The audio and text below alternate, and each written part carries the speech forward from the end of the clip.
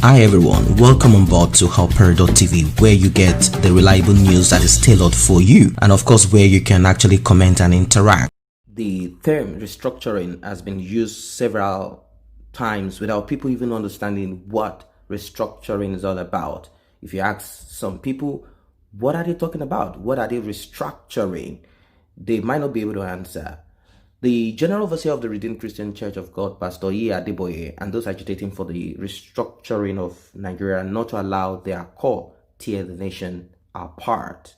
The Patriotic Elder Council, as they call themselves, which handed this warning, very strong warning, to the Overseer of RCCG, Adeboye, and any other person. They said, and co.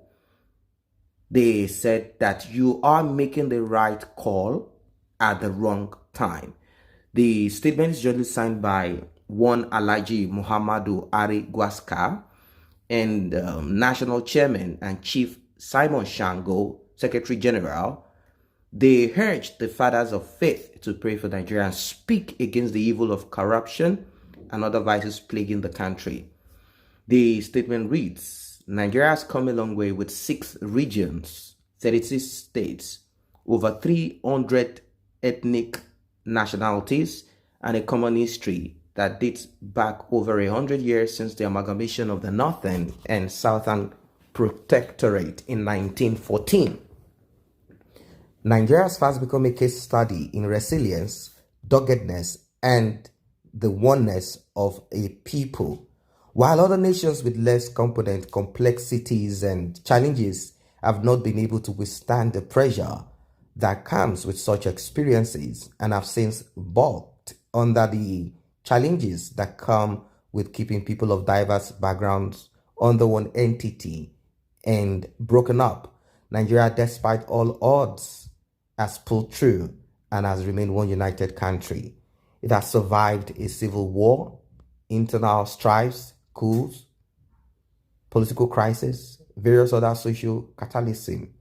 Given the background of what transpired in the previous years and the march the current administration of President Muhammadu Buhari has put in place to bring a turnaround, it would be most unfair to allow the issues that dogged past administrations to be imported as a germane in the current dispensation.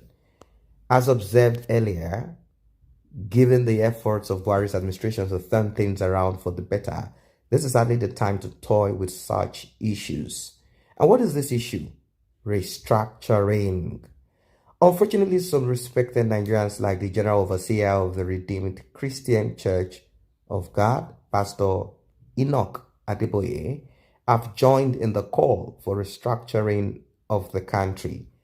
This implies that restructuring of the country as soon as possible is only panacea to forestall a breakup of the various social ethnic components that make up Nigeria. It is our belief, and we stand to be contradicted, that men of God should use their calling to inspire hope, build confidence, and avert eating up the polity.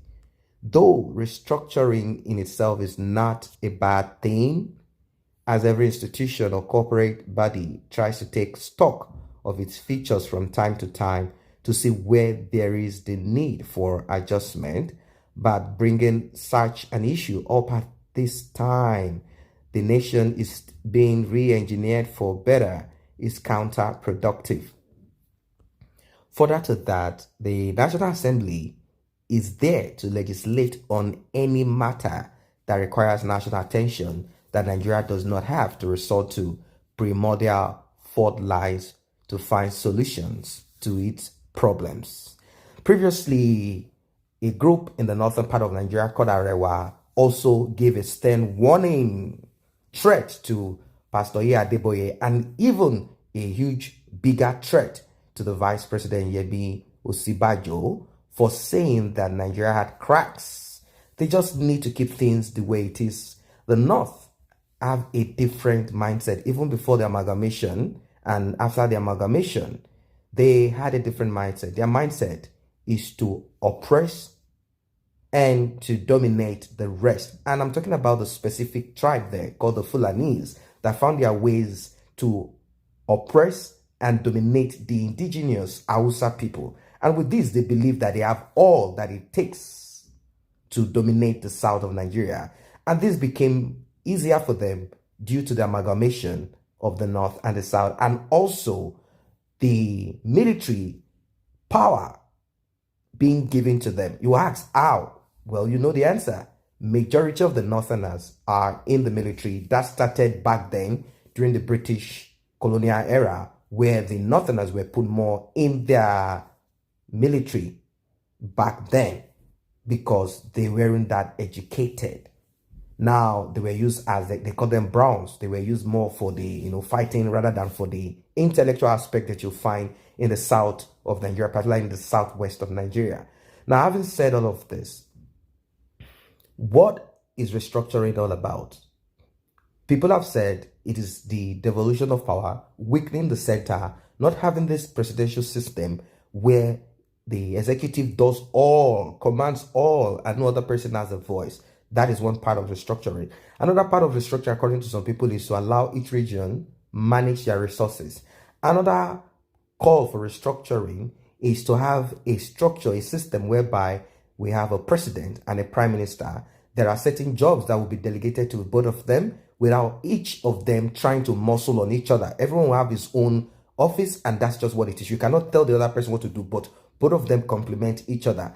And they said the same thing will be done in the states too, and probably scrapping the legislators. I'm talking of the senators. They are not needed. They are just there for nothing, wasting and sleeping. And you know what it is? That's the retirement home of many of the governors, while collecting pension as former governors. After what they've stolen, they are still working and collecting huge money as senators. So these are part of the things that people asked to be restructured. And many other things that people have looked into and said, look, let's restructure it this way, let's restructure it this way, let's put it this way. But it is not to the northerners as something progressive. They do not want such. They want to coordinate, press their fingers here and there. Restructuring and allowing them to be by their own end, doing their thing, is not enough for them. That is the reason why sometimes they keep quiet whenever they see the agitation for a breakup. They know that there is still something that will come up. And what is this thing that comes up? The minorities. After the Adeboye Accord, the minorities in Biafra land, a man who was killed, who died for his own Ogoni people, Ken Saro-Wiwa, he quickly ran down to Lagos, met the northern head of state and said, look, man, what you people have agreed there in Adeboye and all of this is going to be a big issue. Why? Because there wasn't any cordial relationship. That is what I'm talking about now. So we begin to learn from our mistakes. There was no cordial relationship and understanding, agreement between the dominant Igbos there and the minority there. If they had a kind of understanding amongst themselves and they were able to write down what is going to happen, then there won't be any of this. Even if you're going to have saboteurs, there will be less. But that is what brought about this issue of minorities in the southeast of Nigeria today, who are not ready to be part of Biafra, and they are not ready to dialogue, to join, because they don't want anyone to oppress them. They believe they have oil in their land. They don't care what anybody says. And if you go to the southwest, it is a little bit not loud like that, as aggressive as that in the southeast of Nigeria, but there it still exists, where you have different ethnic groups still not accepting each other. They say, I am better, I am more indigenous, I'm a Lagosian, more indigenous as a Lagosian. Yeah, you came from Ondo State. All of these things are still there. So these are the things that needs to be dealt with when people are talking about this, restructuring or division.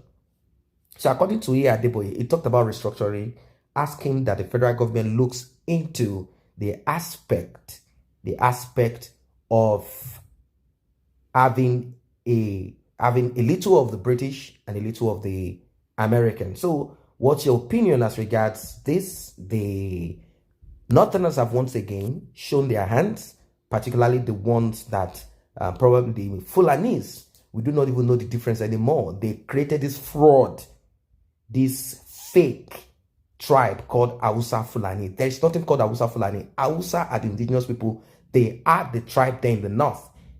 Maybe you have some other little groups in the middle here and there, which are minorities. But Fulanis are never, ever Nigerians. They are never Nigerians in any way. So that's what it is. They've threatened the General Overseer of the Redeemed Christian Church of God, Pastor Adeboye, telling him to mind what he's uttering from his mouth. What do you think? What's your message to this so-called patriotic elders council? What do you think they want? Do they want a break? Or do they want restructuring? They don't want restructuring as it is, and they don't want a break.